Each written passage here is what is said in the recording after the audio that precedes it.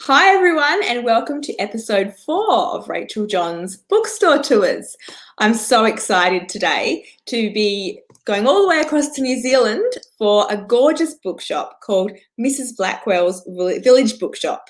And I've got the lovely Millie with me who's going to show us around and tell us about this fabulous bookshop, which you're going to all want to go to immediately. Millie, thank you so much for Mrs Blackwell, thank you for joining us. What an introduction. Thank you. Pleasure to be here. Well, I can already see behind you how beautiful your bookshop is. And yeah, I was just in awe when I saw your Facebook page. Seems like you have so much going on there. So I don't know if you'd like to start by just telling us a little bit about yourself and your shop. Sure. So yes, I'm Mrs Blackwell. I've almost given up my Christian name, which is Millie, just to become Mrs Blackwell, the bookshop lady. Love it. I live in Greytown, which is about 1 hour north of Wellington in the bottom of the North Island. And this is the first bookshop that Greytown has had the first dedicated bookshop in 30 years. Wow. And little did I know that the space that I've taken was once in the 1950s or 60s, I'm still trying to determine the date, was Greytown's library. So wow. There's been some pretty cute stories, yeah. And so it's like supposed to be a book building. I bet the building feels happy to have books back in it again. I think so. I think there was definitely some sort of magic about that, for sure. Oh, it sounds awesome. And so your bookshop isn't very old, is it? So how long have you had Mrs Blackwell's Village Bookshop? We opened, I took the lease on the space about 3 days before New Zealand went into the first national lockdown. No. So that extended the time frame a little bit, but we got open just before Christmas. So I think about the 12th of December was the day we opened. Awesome. So perfect timing for everyone to do their Christmas shopping. And they did, in a big way. Yeah. Oh, that's awesome. And did the lockdown give you a chance to really spend more time getting organised than you prepared to? Like, was it good or bad in the end? You prefer to start earlier? My other job is I own a software development company, and for the last 7 years, my husband and I have spent 6 months back and forward between here and the United States. So when we realized we weren't going to the United States in 2020, my husband said, I think you should do that bookshop you've always been talking about. So that's how it ended up happening. And like a lot of things that we do, they just happen on the spur of the moment. And the bookshop was another one of those things. Well, I love that. I'm such a spur of the moment person too. And I love that there's a good, story out of lockdown there. And I have to say, for someone who did a bookshop on the spur of the moment, I think you've done an amazing job, and I can't wait for everyone to have a little bit of a look around. So you haven't worked in the book industry then for a long time. But I'm guessing you've always been passionate about books. Was there any other jobs, or where did your love of books begin? So I think I got I would say that I got intensely interested in books in university. And I don't have like a story of remembering being a childhood reader. A lot of people seem to remember really loving books at a young age, but I grew up on an apricot orchard at the bottom of the South Island, and I think my childhood was just already like a fairy tale that I just didn't get into books in the same way. So it sounds like you were probably too busy outside. Were you enjoying yourself? Daydreaming. I was a real daydreamer, so I was just wandering around like some sort of fairy tale princess around the orchard. I love it. Yeah. So it really wasn't until I got to university that I guess maybe as a teen, but definitely at university is where I remember all my weekends. I just go to bookshops, and there were a lot of bookshops and the secondhand bookshops in the city where I went to university, and which was Christchurch, and just remember pretty much spending all my weekends at bookshops. Oh, we sound very similar, because I wasn't a huge reader as a child. Like, my mum read to me The Fairy Folk the Faraway Tree and Beatrix Potter and stuff like that, but I definitely wasn't a huge reader in high school either. And then something just switched on, and I just can't get enough of books now. So it sounds like we're very similar in that way. So in your beautiful bookshop, and you haven't been around for that long, and a lot of that time we've all been living, we're lucky. I think you live in New Zealand, I live in Western Australia. They're probably two of the places in the world where we haven't been affected by COVID restrictions as much as so many other places, but they still are a little bit at play. So have you had a chance to do many author events, or is it something you want to do more of? It is something I want to do, and so the short answer is I haven't had a chance to do them yet. We have been doing te reo, so a Maori language class here once a week on a Thursday. And then we're about to start book clubs for winter once a week, a classic club, a fiction club, and a non-fiction club. I saw some of that on your website, thought it looked really good. Yeah. Yeah. And then author events will be next. So we just had a big, the town next to us is an official book town, which is where you've got a certain density. It's called Featherston. So you've got a certain density of bookstores to residents. They've got one for every 350 residents.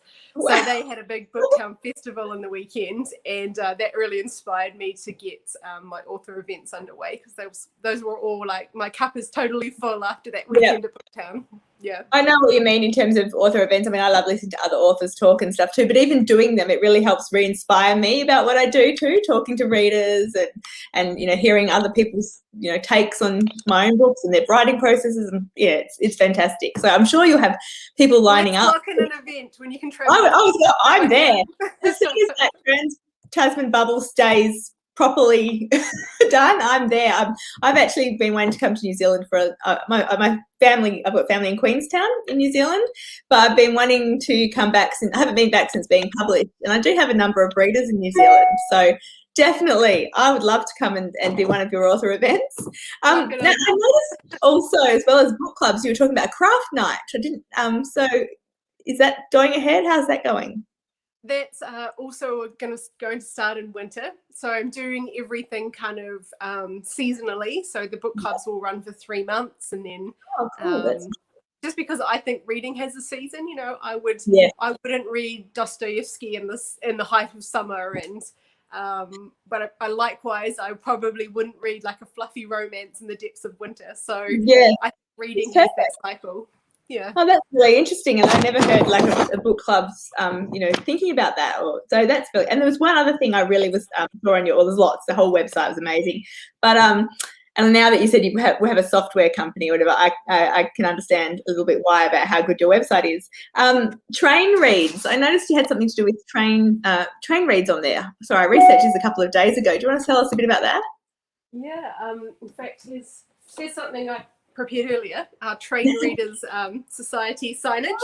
So I take the train at the moment, I just take it once a week. I used to take it every weekday over to Wellington, and I sort of have this fantasy of a silent carriage where no one can tap on their computer or take phone calls or listen to loud music, and everybody just reads in the carriage. But until then, I just offer people with a monthly or annual train pass a discount on every month we profile a different fiction or non-fiction book. And so just to help encourage more readers on the train, really, because it's a good hour from where we live to the city, and there's 5 or 6 carriages 3 times a day all going over there. So just to encourage more readers on the train, really. I think that's a great initiative, and I very rarely get the train because I work from home, but occasionally I have to go into the city or something and I get the train, and what I love is that being able to read my book on the train. So I love the idea of your quiet carriage where everyone is reading. I think that's just amazing. So fingers crossed that happens. I feel like you're a lady who can get stuff done. So, you know, what's that, sorry? Watch this space. Yes, exactly. I'm sure. Now, do you sell anything else apart from books in your lovely bookshop? Yes, I do. In fact, my I think positioning statement is what they call it in the marketing trade. My positioning statement is books and fine stationery. Love it. Back to our travels to the United States, there's a huge stationery scene in America. And so I've been exposed to some beautiful things and just like amazing manufacturers at small volumes, and so a lot of the things that I love over there I've ended up importing. So we have a lot of American made stationery, wood pencils and puzzles. Puzzles seem to have been a big thing. I don't know if it's just since lockdown, but certainly since I've opened this shop, there's a lot of puzzlers out there, of which I am one. I agree. I like puzzles. I love puzzles too. I don't do enough, and I'm terrible. This is why I've never, opened the bookshop that I want to. I'm terrible at following through on things. It's amazing I ever managed to write a whole book. So the same, I start them, I buy them, rarely finish them, but I love them. And I think stationery and books just go hand in hand, because all writers love stationery, and I'm pretty sure all readers do as well. So I think that's perfect, and I hope you'll be able to show us some in a moment. So yeah, would you like to take us on a little bit of a tour? Actually, I know you're charging phones and stuff, so I'm just going to skip ahead. We can do the tour last and ask you one other question. What is one book? And I know that all the booksellers I've talked to, this is a tough question for them, because most booksellers have lots of books they love. But what is one book, and I'm really easy, so if you want to say a few, that's fine, that you find yourself constantly recommending to your customers? Well, I'll go in a timely manner. So I'll go something topical. So we have got the New Zealand Book Awards on at the moment. The prize giving is next Wednesday. This week. And I took up the opportunity to be a champion of one of the categories, which was illustrated nonfiction. And so I was spending most of this month recommending the 4 finalists. There was a beautiful cookbook of Maori cuisine. There was a book about a New Zealand naturalist. There was Jane Usher's one of our really famous photographers, and she did a book of the natural photography of the natural history collection at Te Papa. And the last one was Marty Friedlander, it's a big expose of her work. She was a famous photographer in the middle of the 20th century. So I was recommending those a lot. And then a finalist in the general nonfiction category is a work by an academic called Alison Jones called This Pākehā Life. And it's her memoir, but it's about Pākehā's, white people's relationship with Maori people. And I just not like a book that I would normally jump to pick up, but I read it because it was in the awards, and I just can't stop recommending it to people. It was so enthralling, and I learned so much from it. So that's what it's been this month. Some great recommendations there, and some different ones. We often get similar type of books. And I think it's interesting what you say about it wouldn't necessarily be a book that you would have picked up, but you loved it. And I think that's what happens often with book clubs, but also awards, isn't it? Because you sometimes read things a little out of your comfort zone and are pleasantly surprised. Well, not even comfort zone, but just out of your tastes. I know we're going to go on a little tour soon, but I'll just briefly turn around. If I can get up. The lighting is not very Start good. the tour now anyway, that's fine. That's there's three frames up there of I call them my advisory board, and one is John Steinbeck, my husband's in the middle, and Martha Stewart is on the end. And so John Steinbeck is my all-time favorite novelist, so I'm always recommending his books, and his novel is my favorite.